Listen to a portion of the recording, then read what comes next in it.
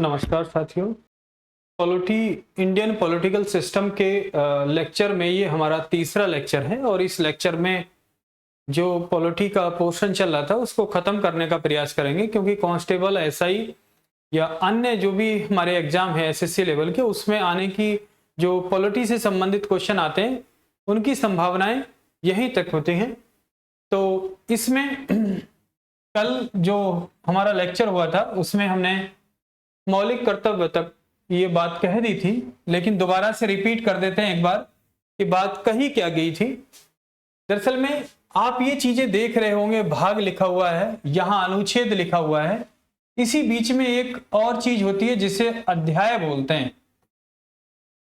मैंने कई बार ये पढ़ाते हुए ये बोलने का प्रयास किया है, ये समझाने का प्रयास किया आप लोगों को कि जो इंडियन कॉन्स्टिट्यूशन है वो दरअसल में मॉडर्न रिलीजियस बुक है एक तरीके से, या आप कह सकते हैं रूल ऑफ बुक है। ठीक है, इसे कुछ ज्यादा एक्स्ट्रा ऑर्डिनरी ना लें कि कानून की किताब है, ये है वो, ठीक है, वो सब चीजें एक पॉलिटिकल टर्म्स हैं वो सब, ठीक है। अगर सिंपल वे में ले तो ये एक रिलीजियस बुक है, एक तरीके की मॉडर्न रिलीजियस बुक है, जिसमें कुछ नियम बनाए गए हैं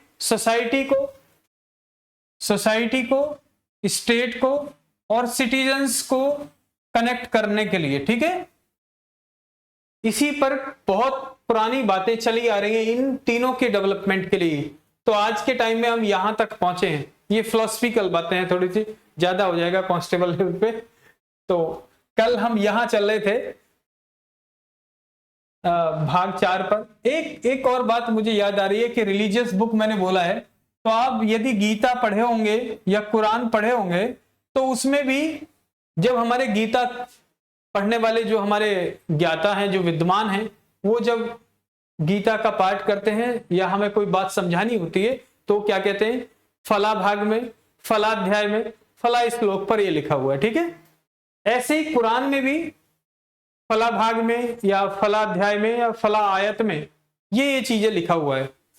ऐसी ही बातें हम कॉन्स्टिट्यूशन को पढ़ते हुए करते हैं कि किस भाग में, किस अध्याय में, किस अनुच्छेद में। यहां श्लोक का मीनिंग अनुच्छेद हो गया है, ध्यान रखना, और ज्यादा नहीं है, दिमाग में कुछ और नहीं पालना है।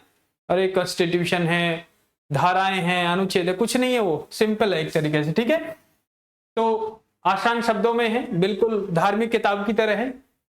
तो हम भाग 4 पर चल रहे थे। तो नीति निर्देशक तत्व भाग 4 में दिए हुए हैं और ये अनुच्छेद 36 से लेकर 51 तक है। भाग 4 के ये बाद में जोड़ा गया था, जिसमें एक ही आर्टिकल है 51A। इसमें 11 नियम बताए गए हैं नागरिक के लिए। अब ध्यान रखना, ये मैं कल भी रिपीट किया था, अभी भी रिपीट कर रहा हूं, जो मौलिक कर्तव्य हैं ये मिसेस गांधी की जो सरकार थी 1969 में, जब वो समाजवादियों के साथ सरकार बना रही हैं, जो सीपीआईएम के साथ सरकार बना रही हैं, तो उन्हीं के प्रभाव में इन्होंने रसिया से, जो उस समय सोवियत संघ कहा जाता था, उससे ये फंडामेंटल ड्यूटीज अडॉप्ट की थी, मतलब एक तरीके से ली थी, मतलब हम कैसे अपने नागरिकों को ये चीजें समझाएं। और इससे संबंधित एक समिति का नाम है स्वर्ण सिंह समिति। ठीक है, ध्यान रखेंगे। आगे ज्यादा कुछ नहीं है, ज्यादा हवा नहीं बनाना। अगर पॉलिटी के क्वेश्चन ठीक करने हैं जीडी से लेकर एसआई तक, या मतलब यूपी पीसीएस में, तो हमें ये थोड़ा सा पोर्शन तो याद करना ही पड़ेगा। एक ही पेज है और 2 पेज आर्टिकल के हैं जो हम पीडीएफ में देंगे आपको। भाग 5 में संघ के बारे में बात की गई है। संघ मतलब केंद्र सरकार, मोदी जी की सरकार के बारे में बात की गई है। इसमें आर्टिकल है बेटा 52 से लेकर 151 तक। भाग 6 में राज्य सरकार के बारे में बात की गई है। मोदी जो योगी जी हैं, योगी जी की सरकार के बारे में, मतलब 28 स्टेटों के जो अलग अलग सीएम हैं, या हमारे जो 28-29 स्टेट हैं, उनके बारे में बात की गई है। तो इसमें हमारे अनुच्छेद हैं 152 से लेकर 237 तक। ठीक है, अब इसमें देखेंगे भाग 7, पहली अनुसूची के भाग ख के राज्य। अब आपको ध्यान रखना पड़ेगा, पहली अनुसूची और उसके भी भाग ख में, तो इसके लिए आर्टिकल क्या दे रखा है, आर्टिकल अनुच्छेद 238, एक ही आर्टिकल है। भाग 8 में यूटी के विषय में बात की गई है। किनके विषय में? यूनियन टेरिटरी, अनुच्छेद 239 से 242 तक, ठीक है। भाग 9 में पंचायतों से संबंधित बातें की गई है, ये अनुच्छेद 243 में है, लेकिन इसमें अंदर आर्टिकल्स दे रखे हैं 243 क से लेकर 243 ण तक, ठीक है। ऐसे ही भाग 9 में ही 9 क दे रखा है, नगर पालिका से संबंधित है, इसमें अनुच्छेद 243 क से लेकर 6 तक दिए हुए हैं, ठीक है। आगे ये थोड़ा डिफिकल्ट हो जाएगा, अनुसूचित और जनजाति क्षेत्र। फिर ध्यान रखना, अनुसूचित का मीनिंग यहां एससी नहीं है, ध्यान रखना, यहां सिर्फ शेड्यूल नाम दिया गया है। शेड्यूल एवं जनजातीय क्षेत्र के विषय में बात कहां की गई है? 244 एवं 244A। अब ये एक और आर्टिकल आ रहा है, एक और आर्टिकल है, इसमें आप देखेंगे यहां भाग 11 अनुच्छेद केंद्र एवं राज्य के बीच संबंध, ये बड़ा इंपॉर्टेंट है।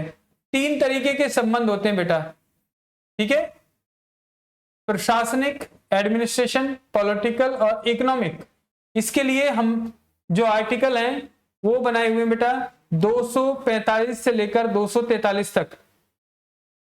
फाइनेंशियल से संबंधित जो आर्टिकल दिए हुए हैं वो भाग 12 में, वित्त, संविदा एवं संपत्ति और वाद से संबंधित जो आर्टिकल हैं वो 264 से लेकर 300 तक हैं, ठीक है।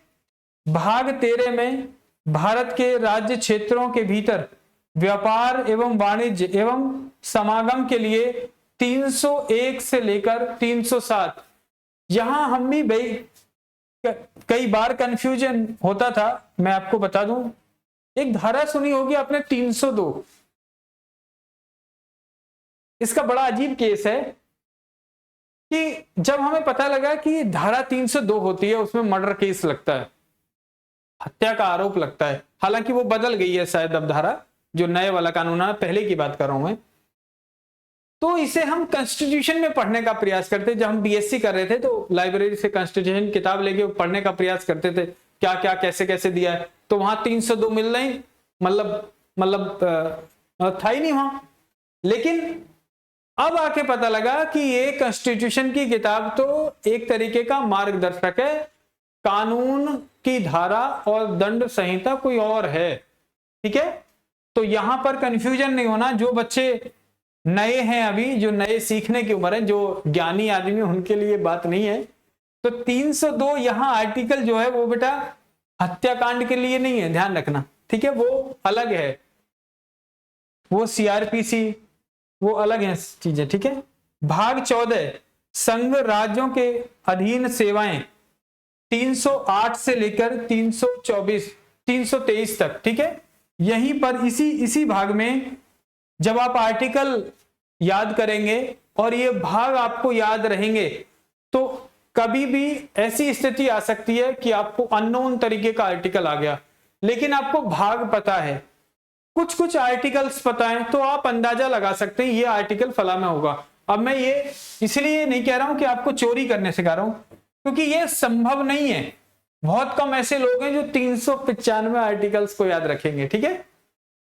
तो यहां पर संघ और राज्य के अधीन जो सेवाएं जहां आ जाएं तो ध्यान रखना, आईएएस पीसीएस की बात कर रहा, अखिल सेवाओं की, ठीक है, IAS PCS IPS, sorry PCS नहीं कह रहा हूं, आईएएस आईपीएस आईएफओएस, और यहीं पर आयोग की बात कर रहा है, यूपीएससी और पीसीएस, जो अभी मैं नाम ले रहा था उसे यहां पीपीएस बोलते हैं, पीपीएससी, ठीक है। निर्वाचन से संबंधित है, इलेक्शन जो होता है, इलेक्शन ध्यान रखना, इलेक्शन किसमें है? भाग 15 में, इंपॉर्टेंट है ये, कई बार पूछ लेगा आपसे इलेक्शन किस भाग में दिया हुआ है, ठीक है। तो भाग 15 में 324 से लेकर 339 तक, भाग 16 में कुछ वर्गों के संबंध में विषय उपबंध, ठीक है, 330 और 342। इसमें स्पेशलाइजेशन चीजें दी हुई है, जैसे मान लो लोकसभा में SC ST के लिए आरक्षण, या लोकसभा में जो एंग्लो इंडियन है उनकी स्थिति, ठीक है, उसके विषय में बात की गई है। राजभाषा आयोग, राजभाषा के संदर्भ का आर्टिकल, ये बड़ा चर्चित विषय है। ये भी कभी कभी पूछ लिया जाता है कि राजभाषा किस भाग में दी हुई है और कहां से कहां तक अनुच्छेद है। 352 यहां से, सॉरी, 343 से लेकर 351 तक, ठीक है। एक और इंपॉर्टेंट भाग है, ये जर्मन से लिया है हमने, आपात उपबंध। ये आपातकालीन सेवाएं हैं, या सेवाएं सर आर्टिकल्स हैं, ये हमने जर्मन से लिए हैं और इसमें 3 आर्टिकल्स हैं, विशेष हैं।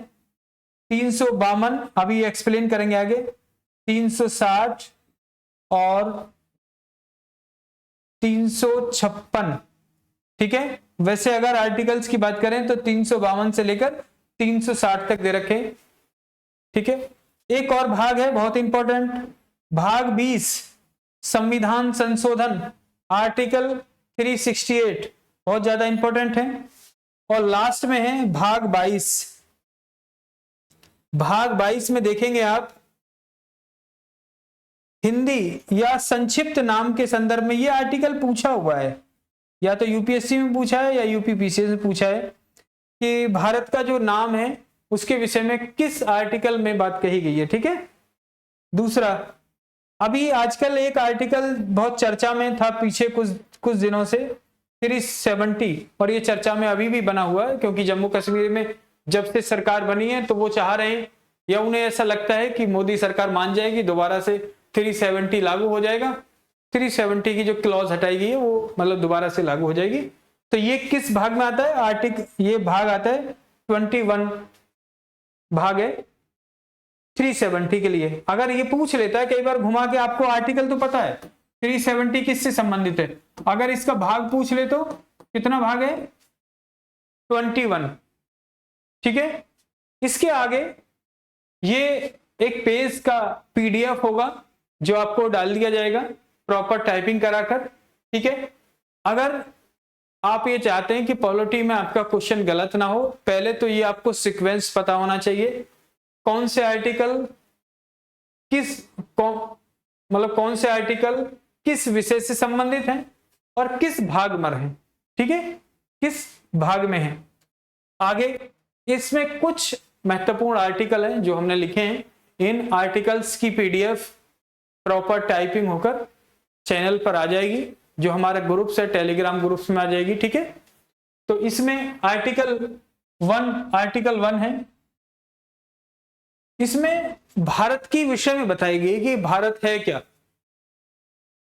जैसे भारत के विषय में एक और बात पीछे कही जा रही थी कि भारत को जो उसमें लिखा हुआ है आर्टिकल 1 में, इंडिया डेट इज भारत, तो इंडिया को हटाइए, इंडिया ऐसा शब्द लगता है ये गुलामी का प्रतीक है, हालांकि पता नहीं गुलामी का है या तरक्की का है, वो गरीब आदमी या जो स्ट्रगलर हैं उनके लिए कोई नहीं होता, ये नेताओं की अपनी, या जो ऊंचे स्तर के लोग विद्यमान है उनकी एक कहानी होती है।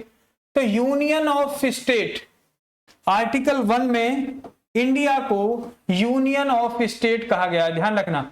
आर्टिकल 1 आपको इतना ही याद रखना, ज्यादा कहानी पर गाथा पर नहीं जाना है, कि भारत क्या है, राज्यों का संघ है। कैसे? ऐसे ऐसे छोटे छोटे राज्य मिले आपस में और उन्होंने ये कहना शुरू कर दिया कि भैया हमारे चारों तरफ जो ये गोला बना है ये भारत है। अब क्योंकि 1947 से पहले ये सब अपने आप में देश थे, ध्यान रखना, ये छोटे छोटे जो गोले हैं, लेकिन 1947 के बाद इन्होंने एक सहमति बनाई, लगभग सभी स्टेटों ने या जो राजा रहेंगे उन्होंने, और कहने लगे कि हमारे चारों तरफ जो ये बाउंड्री बनी है अब हमें इसे क्या कहेंगे, इंडिया कहेंगे। क्या कहेंगे? इंडिया या भारत, ठीक है। आपको यही याद रखना है, ज्यादा आपको इसमें 3-5 नहीं करना, ज्यादा अगर करोगे तो दिक्कत हो जाएगी, ठीक है। आगे भाग 3 में अगर आपसे क्वेश्चन ये पूछा जाता है कि नए राज्यों का गठन किस अनुच्छेद के माध्यम से किया जाता है, तो वो आर्टिकल कौन सा है, आर्टिकल 3। इंडिया के विषय में एक तो ये बात आ गई कि सर आपने ये कह दिया कि भारत तो राज्य है, लेकिन हम तो पढ़ते हैं कि जो यूपी है वो राज्य है। बेटा एक बात ध्यान रखनी है कि यहां दो शब्द चलेंगे, यूनियन और स्टेट।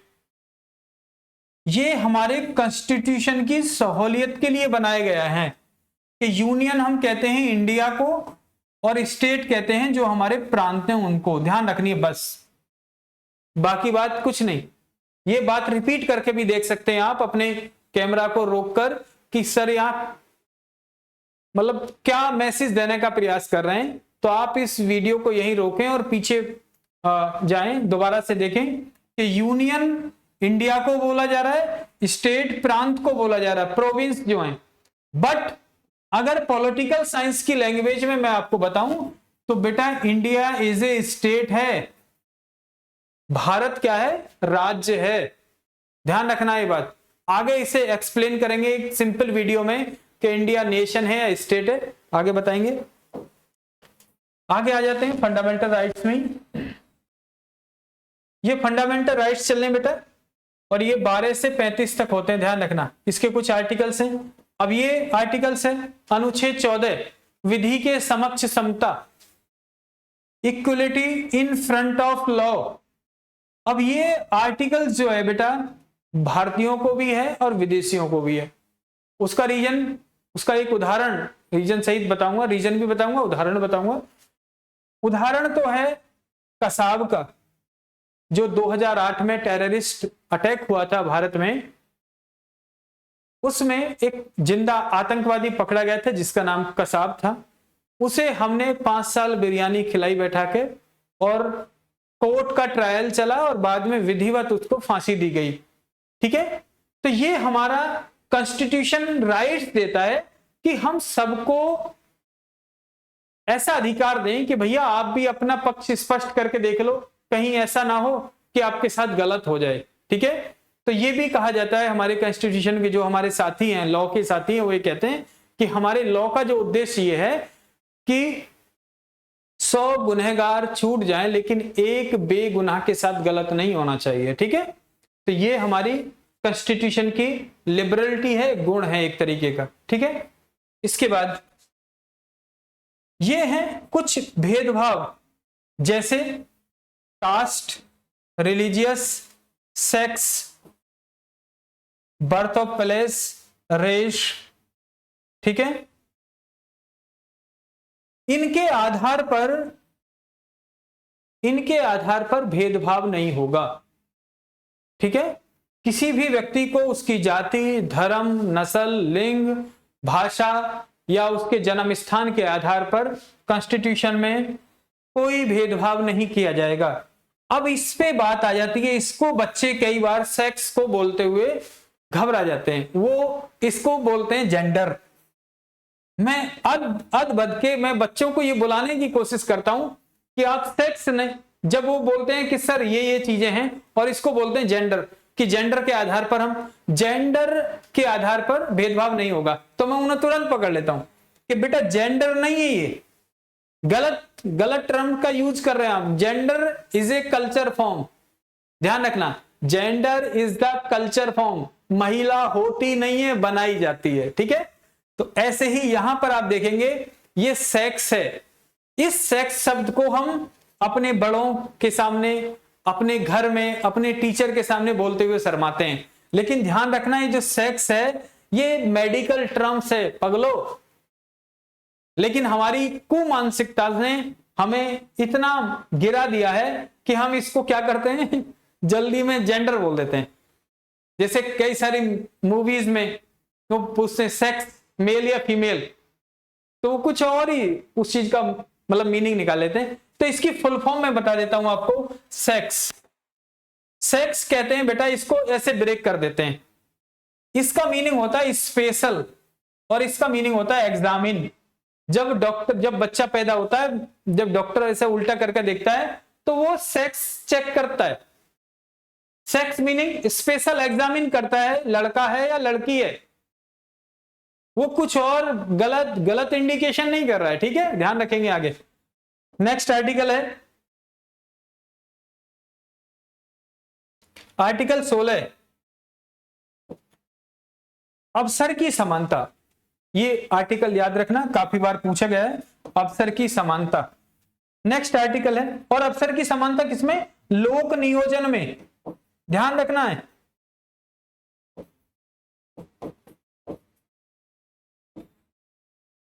लोक नियोजन, सरकारी नौकरियां, ध्यान रखना। पब्लिक प्लानिंग्स में सब अवसर की समानता, मतलब ये कहा गया कि भैया आप किसी भी जाति के हैं, किसी भी धर्म के हैं, आपको अवसर की समानता दी जा रही है और आपके साथ किसी भी तरीके का भेदभाव नहीं किया जाएगा, ठीक है। क्योंकि देश के निर्माण में हर समाज के हर वर्ग की भूमिका होगी, ये इसका उद्देश्य है, ठीक है। नेक्स्ट लिखेंगे, और आर्टिकल और डिटेल में करते रहेंगे, जब पीसीएस की तरफ चलेंगे और डिटेल में कर लेंगे। आर्टिकल 17 छुआछूत से संबंधित है बेटा।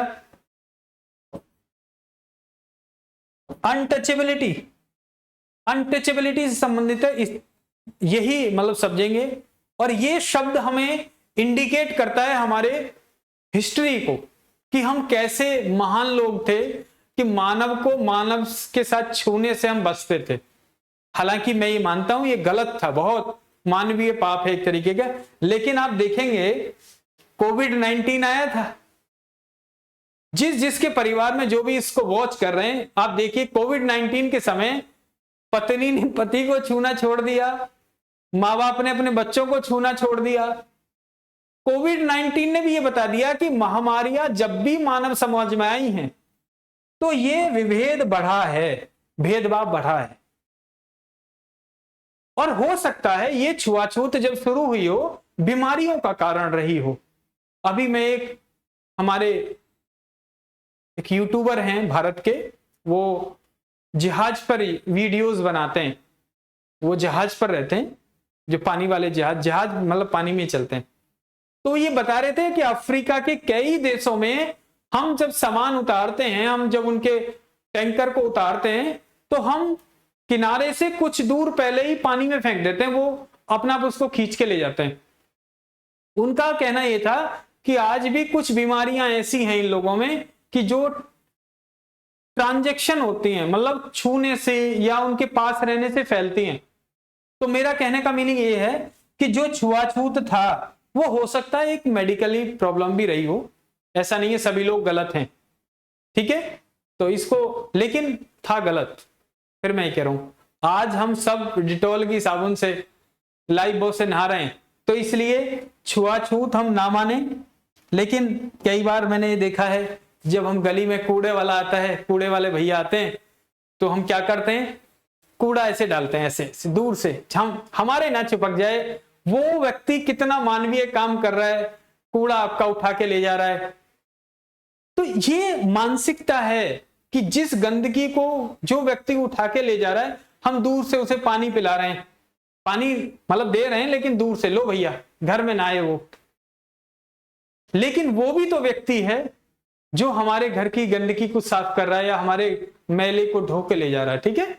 और भी बात करेंगे इसके बारे में आगे। Article 19, freedom of speech, freedom of speech, लेकिन विद रिस्ट्रिक्शंस। ऐसा नहीं है कुछ भी बोलोगे बाबू, ऐसा नहीं हो सकता। आर्टिकल 19 बोलने की आजादी दे रहा है, लेकिन किसी को गाली देने की आजादी नहीं है। संगठन बनाने की आजादी है, लेकिन हथियार लहराने की आजादी नहीं है। घूमने की आजादी है, लेकिन किसी की संस्कृति को प्रभावित करने की आजादी नहीं है, ध्यान रखना।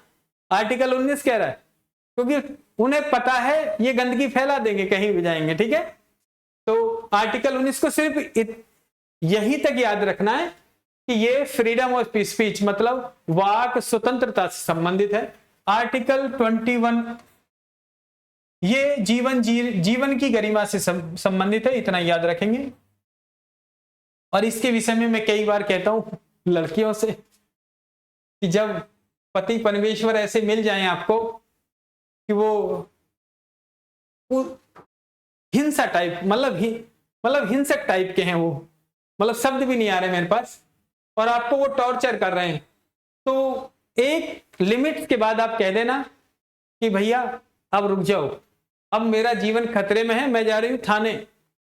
और थाने में एसआई जो बैठे होंगे उनसे कहना, साहब कि मेरे साथ आर्टिकल 21 का उल्लंघन हुआ है, मेरे जीवन को खतरे में डाला मेरे पति के द्वारा, तो तुरंत कार्रवाई होगी। लेकिन ऐसा नहीं है कि इसको अप्लाई कर दें, मेरे भी बालक बच्चे भाई, ठीक है। Article 21A education, right of education, ठीक है, राइट ऑफ एजुकेशन की बात की गई है। Article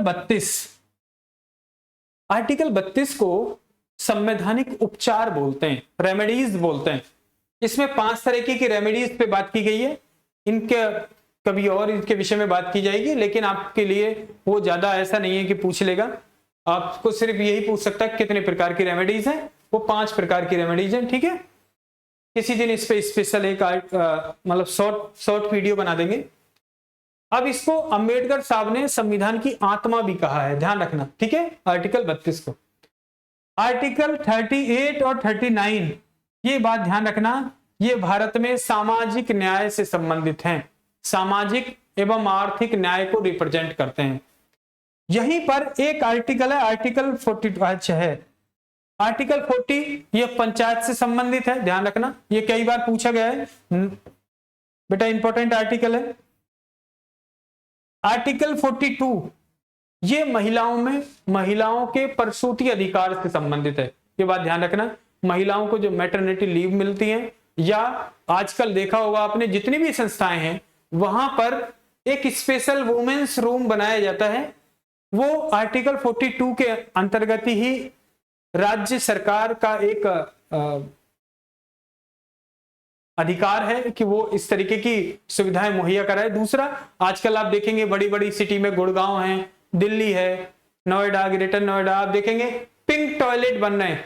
pink toilet is the representation to women's welfare, women justice, मतलब महिलाओं के साथ न्याय। क्योंकि कई बार क्या होता है, उनके साथ जो मासिक चक्र है, जो एक जिसके साथ हम पैदा हुए हैं, वो प्रॉब्लम्स क्रिएट हो जाती है, ब्लीडिंग वाली मतलब प्रॉब्लम क्रिएट हो जाती है। तो ये कहा गया कि महिलाओं को ऐसे टॉयलेट्स बनाएंगे कि जहां वो मेडिकली भी कुछ मतलब ट्रीटमेंट ले सकें, जैसे सैनिटरी पैड वगैरह ले सकें, ठीक है।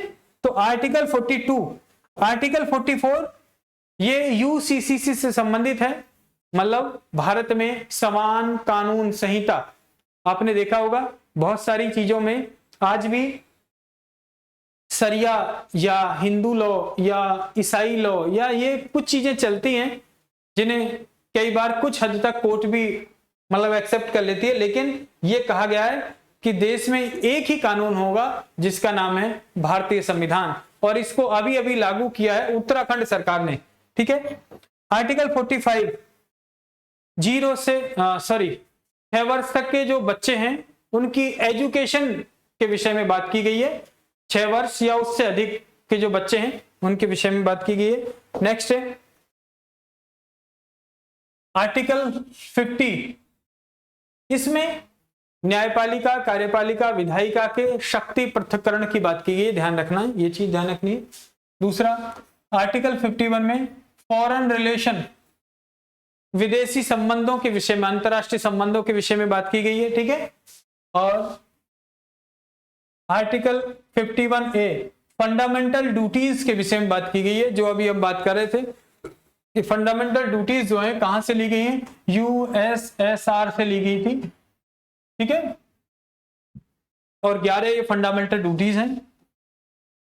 इसके बाद आर्टिकल 52 से लेकर 51 तक यूनियन गवर्नमेंट का जिक्र है, और इधर आर्टिकल 152 से लेकर 237 तक स्टेट गवर्नमेंट का जिक्र है, ठीक है। ध्यान रखनी है, कुछ ही आर्टिकल हैं, आपको सभी नहीं मतलब रटने। अनुच्छेद 72 में राष्ट्रपति को क्षमादान की शक्ति दी गई है। इधर आर्टिकल 161 में राज्यपाल को क्षमादान की शक्ति दी गई है, ध्यान रखना, ठीक है। आर्टिकल 74 में मिनिस्टर ऑफ काउंसिल के गठन की बात की गई है आर्टिकल 74 में। यहां पर 75 में पीएम की नियुक्ति की बात की जा रही है, अपॉइंटमेंट। ध्यान रखना, भारत के प्रधानमंत्री का चयन नहीं होता है, नियुक्ति होती है। ध्यान रखना, दोनों चीजों में अंतर है।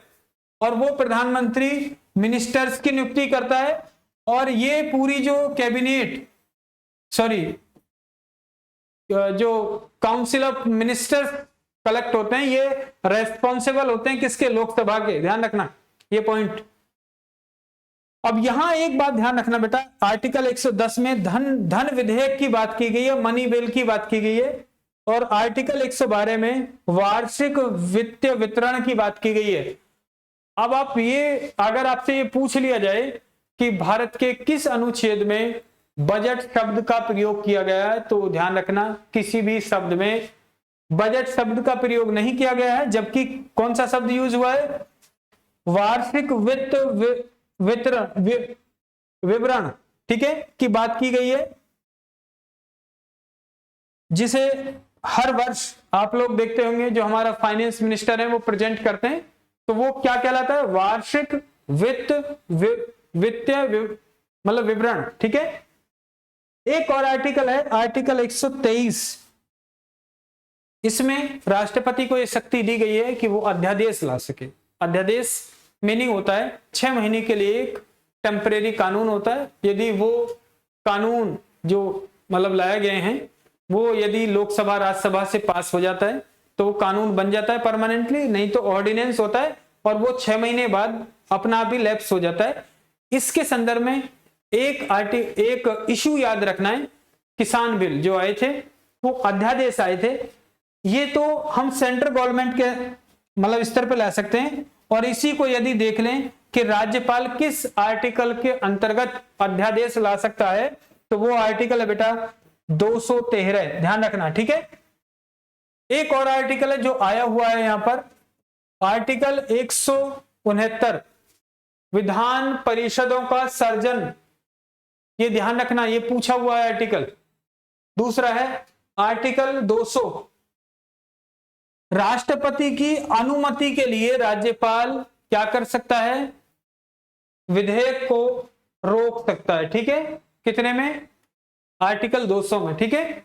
नेक्स्ट आर्टिकल 262 जो हमारे देश में कई बार आप देखते होंगे आजकल सिंधु नदी जल विवाद चरम पर है। कौन सा विवाद है? सिंधु नदी जल विवाद। ऐसा ही डिस्ट्रीब्यूशन ऑफ वाटर जो है वो भारत के कई सारे राज्यों के बीच में है। एक डिस्प्यूट बहुत लंबे समय से मतलब चला आ रहा है, कावेरी नदी का जो जल है जो नीचे बहती है कई सारे स्टेट से, केरल से होते हुए कर्नाटक, तमिलनाडु, पुदुचेरी, कई सारे स्टेट में जाती है, तो उनका जल विवाद भी बना हुआ है। लेकिन इस जल विवाद को कॉन्स्टिट्यूशनली रूप दे रखा है कि भैया ये जल विवाद यदि कहीं भी किसी भी देश में हो, किसी भी राज्य, किसी भी देश के किसी भी क्षेत्र में होता है, तो उसके लिए एक आर्टिकल है, वो है 262। मतलब ये कह सकते हैं कि नदियों के जल बंटवारे से संबंधित जो भी विवाद होगा वो किस में आएगा? आर्टिकल 262 में। और 263 में अंतरराज्य परिषदों का जिक्र किया गया है। किसका जिक्र किया गया है? अंतरराज्य परिषदों का जिक्र किया गया है। और आर्टिकल 280, ये तो बहुत आसान है और कई बार ये पूछा भी जाता है कि फाइनेंस कमीशन किस अनुच्छेद के अंतर्गत आता है, तो कौन सा आर्टिकल है बेटा? आर्टिकल 280।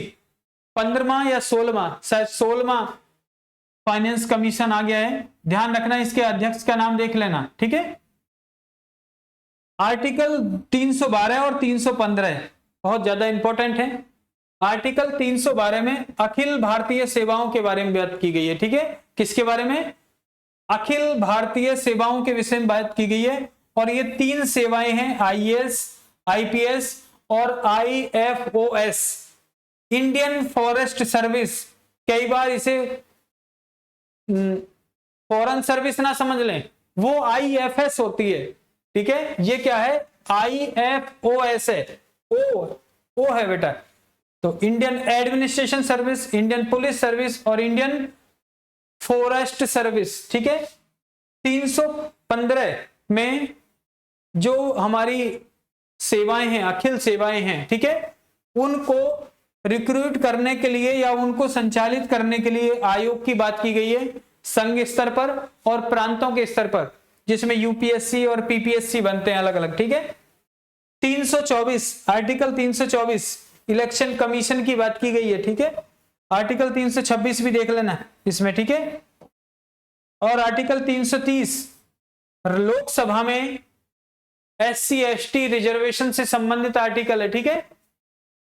आर्टिकल 352 नेशनल इमरजेंसी, राष्ट्रीय आपातकाल से संबंधित है। जब हमारे देश पर कोई आक्रमण कर देता है, या जैसी आज की स्थिति में भारत पाकिस्तान के बीच में युद्ध की परिस्थितियां बनी हुई हैं, कल को यदि युद्ध होता है और ऐसी टेंशन क्रिएट हो जाती है कि अब हमें देश, जो हमारा देश है वो ऐसी स्थिति में है कि अब हमें पूरा इंटीग्रेटेड होना पड़ेगा, जो एक व्यक्ति कहेगा उसी के पीछे चलना है, तो ऐसी कंडीशन में राष्ट्रीय आपात लगता है। और ये आर्टिकल 352 के अंतर्गत है। ये पहली बार, या जो चाइना के द्वारा जो अटैक हुआ था उस समय इंप्लीमेशन किया गया था, ठीक है। इसके बाद 356, ये जो हमारे राज्य होते हैं वहां पर कॉन्स्टिट्यूशनल जो चैलेंज आ जाता है, मान लो योगी जी की सरकार है, योगी जी को जितने नंबर्स चाहिए अपनी सरकार बने रखने के लिए, यदि वो नहीं है तो वो संवैधानिक संकट की स्थिति में आ जाएंगे और राज्यपाल उनसे कहेंगे आप फ्लोर टेस्ट करके बताइए आपके पास इतने नंबर हैं या नहीं है। अगर नहीं है तो राज्यपाल यदि चाहे तो जिस व्यक्ति के पास सबसे ज्यादा नंबर है उसको बुला सकता है, या फिर राष्ट्रपति से क्या कर सकता है, रिकमेंडेशन कर सकता है कि यहां पर राष्ट्रीय आपातकाल की घोषणा की जाए या राष्ट्रीय आपातकाल लगाया जाए, ठीक है। 360 फाइनेंशियल इमरजेंसी, 1990 के दशक के शुरुआत में ये फाइनेंशियल इमरजेंसी लगते लगते रह गई, और उसकी बड़ी वजह ये थी कि जो हमारे पहले प्रधानमंत्री, जो पीछे अभी प्रधानमंत्री थे डॉक्टर मनमोहन सिंह, उनकी आर्थिक नीतियों के कारण देश फाइनेंशियल संकट से बाहर आ गया, ठीक है। तो अभी तक शुक्र है कि भारत में फाइनेंशियल इमरजेंसी नहीं लगी है। तो कह सकते हैं कि आर्टिकल 360 जो है वो किससे संबंधित है बेटा, फाइनेंशियल इमरजेंसी, आर्थिक आपात से संबंधित है। और आर्टिकल 368 किससे संबंधित है, भारतीय संविधान में संशोधन करने की प्रक्रिया से संबंधित है। और लास्ट आर्टिकल और भी हैं, लेकिन हमने इसमें केवल मुख्य आर्टिकल्स को और आपकी रीडिंग को बढ़ाने के लिए किए हैं, क्योंकि अगर एक साथ इतने सारे आर्टिकल दे देंगे आप घबरा जाएंगे।